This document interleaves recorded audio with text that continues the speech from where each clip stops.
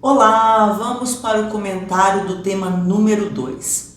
Vocês podem olhar aí na apostila de vocês, na nossa página 23, está aí o tema da redação, que vai tratar do que? Os limites, a liberdade, como usar o nosso senso de humor. Olha, eu posso acordar pela manhã alegre, retumbante, rindo para as paredes. Não é desse humor que nós estamos falando. Nós estamos tratando aqui nesse tema do humor praticado por profissionais. Aqueles que fazem shows de humor, aqueles que vendem charges humorísticas, aqueles que vendem o humor como um produto. Então vamos ficar atento passo a passo a esses elementos. Primeiro, vamos ver como é o nosso recorte temático, a liberdade e os limites do humorismo no Brasil. É claro, você já sabe disso, nós vamos ser obrigados a ter, principalmente na introdução, elementos da frase temática, todos eles. Então, número 1, eu tenho que ter a palavra liberdade. Eu tenho que ter a expressão limites do humorismo e eu tenho que fazer isso dentro do contexto brasileiro. Vamos supor assim, que eu não tenha exatamente o uso da palavra limite, mas então eu tenho que falar até onde pode chegar o humor. Quando eu coloco até onde pode chegar o humor, eu estou fazendo um correspondente semântico entre a palavra o limite e até onde pode chegar. Esse sinônimo pode ser muito bem empregado, tá bom? Então, mesmo que você não use a própria palavra, usar um sinônimo já serve, mas obrigatórios esses elementos. Senão a sua introdução já indica que você não vai abordar o tema por inteiro na sua dissertação. A segunda situação que eu quero mostrar para vocês é sobre o próprio tema e uma reflexão a respeito. Qual seria a condição daquele que é livre? Então, liberdade, né? Vamos voltar lá, como que fala mesmo? Os elementos, a liberdade no momento de praticar o humor. Eu vou agir como eu quero, por vontade própria, por autodeterminação, com independência, com autonomia. Isso é a liberdade. Agora, se eu pensar assim, não, mas se eu fizer essa piada, eu posso ser processado. O que acontece? Aí eu já não tenho mais a autonomia. Aí eu já dependo de pensar como é que eu vou executar essa piada. Como é que eu vou executar esse humor. Então veja, quando a gente coloca os limites, de certa forma a gente suscita uma questão assim meio negativa. Mas por outro lado, imagina só, se eu fico um pouco cerceado, se eu tenho que tomar cuidado com aquilo que eu falo, por outro lado, nós vamos perceber que aqueles abusos que já foram cometidos em programas humorísticos, filmes, músicas, eles acabam sendo amenizados. Nós percebemos que as pessoas tomam um pouquinho mais de cuidado para não ferir a dignidade alheia. Então aí está uma boa dicotomia para vocês. Essa limitação da liberdade de fazer o humor, ela terá sim algo positivo, porque ela reforça direitos, mas também pode ter algo negativo, porque ela pode vir a tirar a liberdade da pessoa se expressar, e isso não é algo legal. Bom, a liberdade, ela tem um sentido ético. Lembra que a gente fala assim, a minha liberdade vai até aonde vai começar a liberdade, o direito do outro, né? É uma escolha individual no nosso modo de agir. Independe de qualquer limitação externa. Agora, então nós temos aí esse tema como tema primo, a própria liberdade de expressão. Será que tudo pode ser dito? Então você vai responder essa pergunta no seu texto argumentativo, dissertativo argumentativo, tá bom? Então, esses elementos, então liberdade, limites e no Brasil, vai fazer com que você desencadeie aí uma sequência de ideias que, mesmo que sendo afirmativas, você terá que responder algumas perguntas. Exemplo, há limite para o humor? Sim, é claro que existe limite. Porque, veja, no Código Penal, nós temos a punição para aquela pessoa que, exagerando, ela impõe ao outro uma certa forma de humilhação. Então, quando eu cometo esse exagero, eu não estou apenas exercendo a minha liberdade de expressão, mas eu também estou ferindo o direito de dignidade do outro, né? Qual é a relação entre esses limites? Ou seja, a liberdade e o limite. Até onde nós podemos caminhar? Qual é a linha que vai dizer assim, olha, você transpôs aí o limite entre a liberdade e o exagero, a liberdade de expressar-se e o exagero. Então, outras questões que devem e podem ser consideradas, além daquelas que estão nos textos de apoio da própria proposta. O humor pode apresentar um certo instrumento de reafirmação e manutenção de estereótipos? Claro que sim. Então, ai, a loira é burra, ai, o nordestino não sabe falar, não tem escolarização, o bêbado, ele sempre tem problemas familiares, é a família que faz com que ele tenha o vício, e tantos outros estereótipos que nós encontramos. E muitas vezes aí é que está, o humor se constrói exatamente nesse estereótipo. Na minha opinião, o que é interessante? É interessante quando o humorista consegue definitivamente estabelecer um humor, mas sem reforçar esses estereótipos. Ao contrário, faz a piada procurando rebater o estereótipo. Aí, na minha opinião, é um humor inteligente. Será que o humorista deve ter um compromisso apenas com o riso? Provocar o riso sem pensar se eu estou difamando alguém? Provocar o riso mesmo sem me preocupar se eu estou colocando aquela pessoa numa situação vexatória, em que ela vai ficar envergonhada, ela não vai ter coragem de vir a público? Será que o riso compensa o dano moral que eu desencadeio a uma pessoa, a uma empresa, a uma instituição?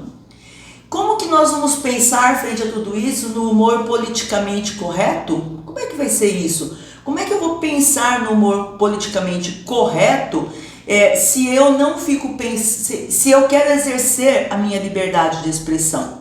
Então, de repente, nós vamos ter humoristas que vão esbarrar exatamente nessa situação aí, tá? Eu coloquei para vocês ali como repertório aquele documentário Riso dos Outros. Eu assisti o documentário, teve momentos que eu me senti muito mal, porque você percebe claramente como o humorista ele reforça estereótipos, reforça situações de racismo, de sexismo, tudo para obter o riso.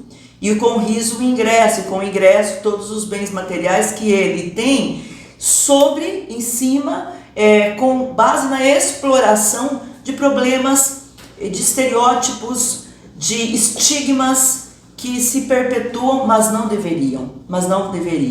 Então, quando a gente coloca ali a expressão politicamente correto, é uma expressão que é usada para descrever o quê? Aquela forma de comunicação em que eu não vou ferir o direito alheio. Eu não vou reproduzir situações de discriminação, como já falei, fazendo com que a pessoa se sinta constrangida.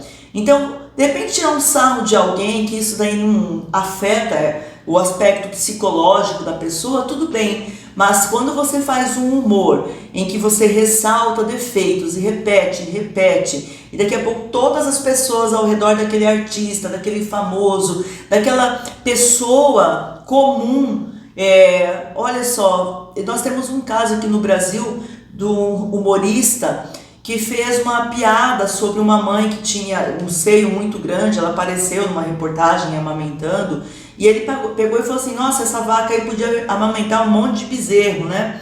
Nossa, a mulher ficou acabada, ela já estava com uma certa depressão, e isso daí tem uma repercussão muito negativa em relação ao humorista, porque ele não soube estabelecer limite para a prática do humor. E é bem interessante esse documentário Riso dos Outros, porque tem alguns humoristas que fazem a piada e o público não ri. E vocês têm que ver a cara de constrangimento dos humoristas quando ele percebe o seguinte: eu extrapolei, eu excedi o limite. né? Então sim, o humor tem que ter o seu limite, se você for defender assim, exatamente com base nessa situação. Você pode falar, não, o humor não tem que ter limites, senão como que o artista vai se manifestar? Então aí você vai ter que mostrar quais seriam os cuidados frente a essa falta de limite, tá bom? Muito bem. Outra questão, no Brasil, nós temos que olhar bem para o cenário que existe. Como é o nosso povo, como é a nossa cultura, como são os nossos humoristas, em quais canais eles se apresentam, tudo isso aí compõe e vai compor o nosso rol de piadas, vai compor aquilo que a gente chama de graça e aquilo que desencadeia o riso. Por isso que a gente trouxe um repertório sociocultural para você olhar para essa nossa situação e poder fazer as suas próprias reflexões. Esse repertório que eu estou colocando para vocês agora é um repertório que vocês podem usar tranquilamente na redação de vocês. Então, vocês têm aí, inclusive, vocês podem acessar, tem o link de acesso aí atrás dessa imagem escrito link de acesso, vocês podem acessar, né, esse texto em que vai se mostrar primeiro a expressão racismo recreativo, como que muitas pessoas perpetuam o racismo, que é crime, na piada, em piadas. E isso, obviamente, não pode ser aceito. Por quê? Porque a lei prevê o crime de racismo e você não pode se esconder por trás de um manto protetor, de uma capa de invisibilidade. Ah, mas eu estou só fazendo uma piada. Isso não é verdade. A piada compõe o fator cultural, gente, e isso é muito grave. Outro repertório que nós colocamos aí para vocês é do Paulo Bonfá, que ele fala o seguinte, olha, aquilo que é chamado de politicamente correto, na verdade, é um eufemismo para censura. O humorista, o artista, ele tem que se expressar e acabou. E a pessoa que lide com o alvo da piada, que lide com isso, a sociedade que saiba distinguir o que é piada e o que é crítica real, crítica verdadeira. Outras duas situações que nós colocamos aí para vocês, que foram dadas a público, são as frases do Fábio Rabin, que ele fala, não existe limite para a piada, podemos falar o que nós quisermos, é uma opinião, vocês também têm o link de acesso para assisti-lo falando sobre isso. E o Fábio Porchat também, quer dizer, nós temos poder para fazer piada sobre qualquer assunto, não podemos ter limite. Aí você vai ver na sua redação se você vai concordar ou não com eles, tá bom? Temos aí uma charge para você interpretar, tá bom? E nessa tirinha do Laerte, vocês vão perceber que ele vai questionar a ideia de liberdade. Porque ao mesmo tempo que o papagaio fala aquilo que ele quiser, sem senso crítico, porque é mera repetição, ele está preso em uma gaiola. Então existe aí uma tese por trás da charge, em que ele, da tirinha, aliás, em que ele coloca pra gente exatamente isso. Quer dizer, quando você ri, vamos pegar aí um dos estereótipos. Ó o aleijado vindo ali, ó o aleijado vindo ali. Que engraçado ele ser aleijado. O aleijado queria subir uma escada, mas ele não conseguiu. Daí ele falou, e todo mundo dá a risada. Ele coloca esse tipo de riso daqueles que apenas repetem, não têm senso crítico e estão presos numa gaiola, estão ali aprisionados dentro dos seus estereótipos, dentro dos seus preconceitos. Essa crítica que está aí, ela pode ser usada sim como repertório. Vocês vão falar o nome, né, do artista, vocês têm que fazer essa legitimação daquilo que vocês vão mencionar. O Laerte produz e divulga as tiras dele, as charges também na Folha de São Paulo, jornal Folha de São Paulo. Então vocês podem usar como repertório. Vocês têm aí como fato histórico o atentado ocorrido no jornal francês Charlie Hebdo, em que alguns chargistas fizeram piadas envolvendo a imagem de Maomé e eles não foram perdoados. Então, se para algumas culturas ou para algumas pessoas a piada, o humor, a sátira servem como uma forma de descontração, para outras culturas serve como forma de insulto. E o insulto deve ser punido. Dentro dessa concepção, vocês podem ver como que fazer humor não é algo assim tão light como possa parecer. Realmente existem pessoas que levam a sério o humor. Isso não é só um trocadilho ou uma antítese, isso é fato. Colocamos aí link de acesso para vocês também sobre um texto que vem refletir sobre a acidez do humor. O humor, ele traz para uma peça, para um teatro, um filme, um poema pode ser humorístico, uma tira, uma charge, uma música, um certo conceito de verdade, inquestionável inclusive. Ele não nos permite o revide. Não sei se vocês se sentem como eu. Se alguém me faz uma crítica séria, senta-se ali comigo à mesa e me critica seriamente, você elabora e se defende ou ataca. Mas quando alguém faz uma piadinha sobre você, nem sempre você está preparado para se defender. Ou nem sempre você tem os mecanismos para se defender. Então é muito perigoso ser alvo, tá? Ser alvo da acidez de uma piada, de uma brincadeira, de uma tirada que envolva você. Muitas pessoas são tímidas hoje porque foram colocadas no centro de uma piada e não souberam como reagir bem. E às vezes são interpretadas até como pessoas mal-humoradas, mas porque realmente não conseguem se defender da elaboração prévia de um humor, de uma fala humorística em que todo mundo deu risada. Para você rebater, você tem que ser muito rápido e ter uma certa inteligência emocional para isso. Na apostila vocês têm também ali uma página repleta, né, de repertórios. Então eu coloquei aí para vocês a manutenção de estereótipos mediada pelo riso. Quero que vocês reflitam sobre a loira burra, a mulher que trai, o negro marginal, o nordestino da seca. São tantas imagens construídas dentro da nossa cultura que vão sendo reforçadas pelo humor. E isso pode ser interpretado como um desserviço. Não é algo que coopera, que colabora positivamente para uma harmonia social, para um equilíbrio social. Essa é uma tese que pode ser defendida. Coloquei para vocês ali também, vocês têm até o QR Code, podem acessar por aqui ou pela apostila, né? O documentário O Riso dos Outros, sobre o qual já falei. Coloquei uma frase do Molière que fala assim, ó, não existe tirania que resista a gargalhadas que lhe deem 3 voltas em torno. Então, por mais que eu tenha um governo tirânico, se os humoristas trabalham para construir a ideia de que essa tirania é bem-vinda, em breve todos acreditarão nisso. O oposto também pode ocorrer quando eu tenho os humoristas focados em destruir um determinado governo, governante, pessoa, líder, qualquer pessoa relacionada ao poder, eles também conseguem. Então é uma frase muito interessante para vocês utilizarem como repertório na redação. Pulei o repertório 5, que vocês podem olhar depois na apostila.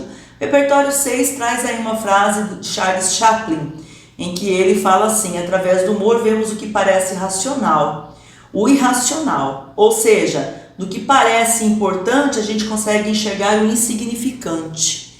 E ele também desperta o nosso sentido de sobrevivência e preserva a nossa saúde mental. Então, claro, eu imagino que isso se aplique muito bem àquele humor, por exemplo, vamos lá, humor que fala do nosso dia a dia com as nossas mães, né? Então, nós temos aí a Dona Hermínia, que representava todas essas mães, não é verdade? Cadê minha Tupperware? Qual mãe já não brigou por conta de uma Tupperware, uma tampa de Tupperware, uma louça que você emprestou dela? Minha mãe mesmo vive brigando comigo por causa disso. Cadê a minha forma de pudim, né?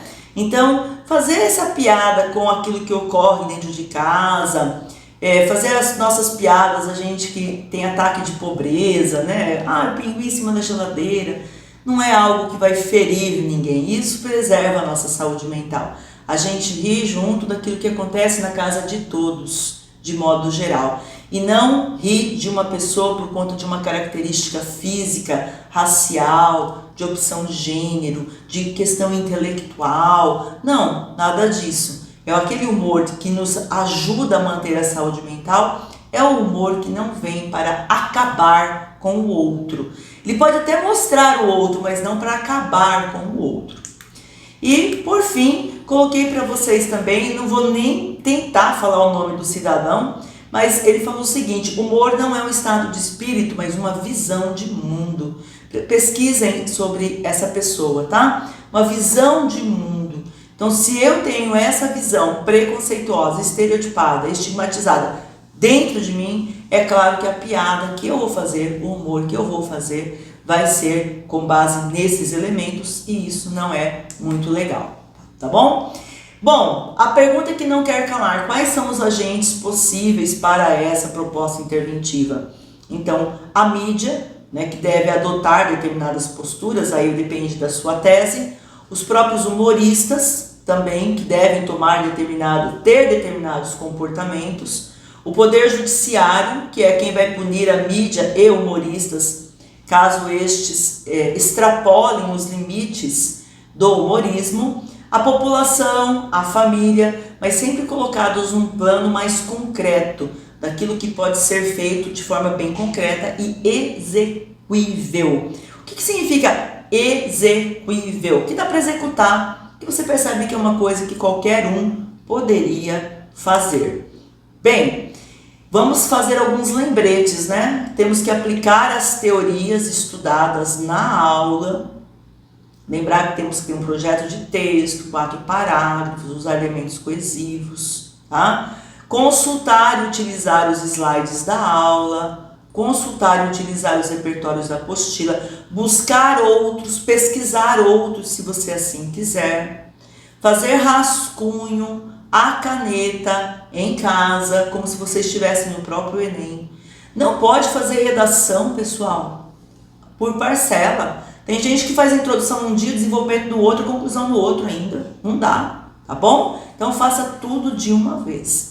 Passe a limpo na folha oficial com uma letra maravilhosa, fantástica. Não precisa colocar título, como a gente viu na aula número 1. E vamos rumo a esse Enem com foco, força e fé, que nossa redação vai ser muito bem avaliada.